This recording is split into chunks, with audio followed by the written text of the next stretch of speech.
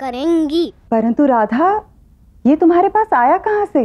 मुझे भी मोरपंख अधिक पसंद है। हो ना हो, ये कान्हा ने ही दिया होगा। उसे मेरी मन की सारी बातें पता चल जाती हैं।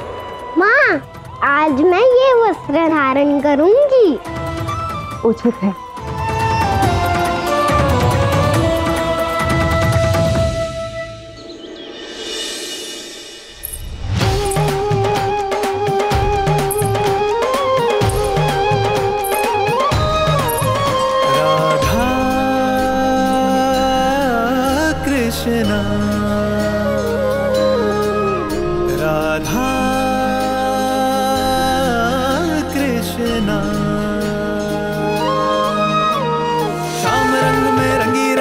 आज हुई मदवारी, कृष्ण कृष्ण दोहराए हर पल भूल के सुध बुध सारी।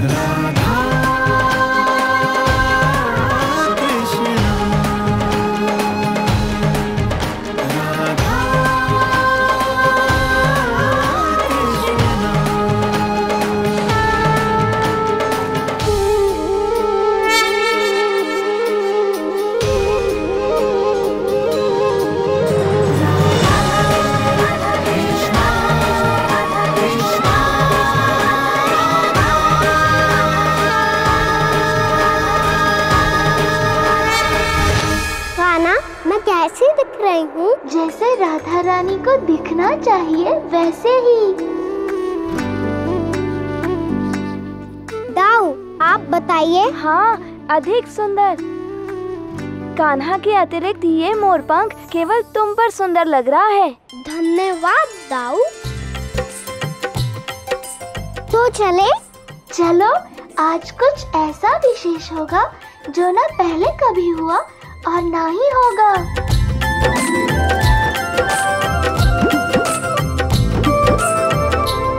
ये कान्हा भी ना एक और मामा कंस को परेशान कर रखा है और दूसरी ओर राधा को भेंट वस्तु दे ही जा रहा है।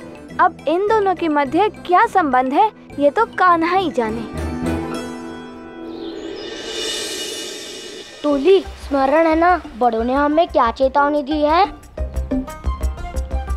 यमुना नदी से दूर रहना है, उसके जल के साथ किसी भी प्रकार की छेड़खानी नहीं करनी है। हाँ मधुमंगल, हमें ज्ञात है। परंतु आज हम खेलेंगे क्या? वो ही लुका छुपी। नहीं, बहुत खेली लुका छुपी। आज कुछ नया खेल खेलेंगे। यमुना नदी को ऐसे काला देख देख कर मन परेशान हो रहा है। मेरा तो मन ये जानने के आतुर हो रहा है, यमुना नदी के भीतर अंततः है क्या, जिस कारण यमुना का जल काला पड़ गया। और ऐसे मूर्खता करने का विचार करना भी मत। एक तो सबसे डरपोक तुम ही हो, कुछ भी हुआ तो सबसे पहले तुम ही भागते हो।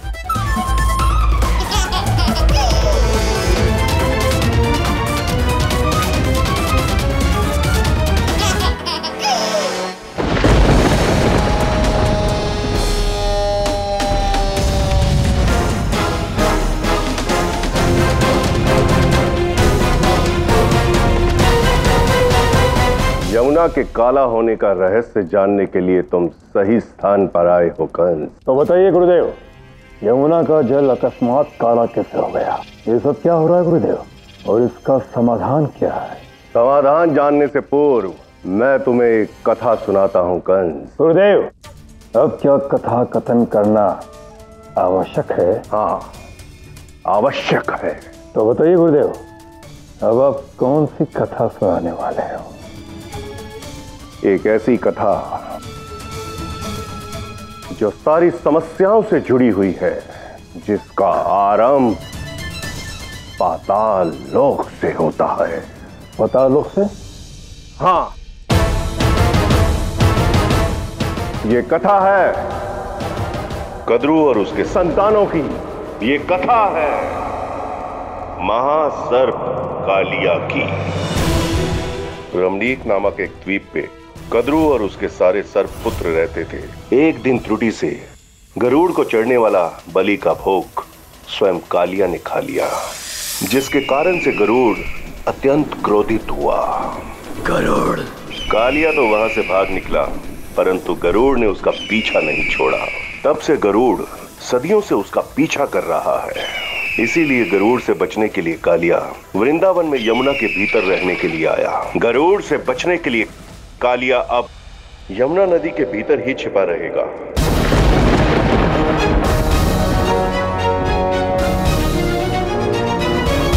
गुरुदेव, यदि मैं उस कालिया सर्प के साथ वार्तालाप करना चाहूं तो कैसे करूं? उसके पास जाओ और उससे कहो कि असुर गुरु शुक्राचार्य का आदेश है, उन्होंने तुमसे मिलने का आदेश दिया है। उसे बताना कि अब तुम्हें चिंता करने की कोई आवश्यकता नहीं। अब मैं स्वयं सुनिश्चित करूंगा कि गरुड़ उसे परेशान न कर सके।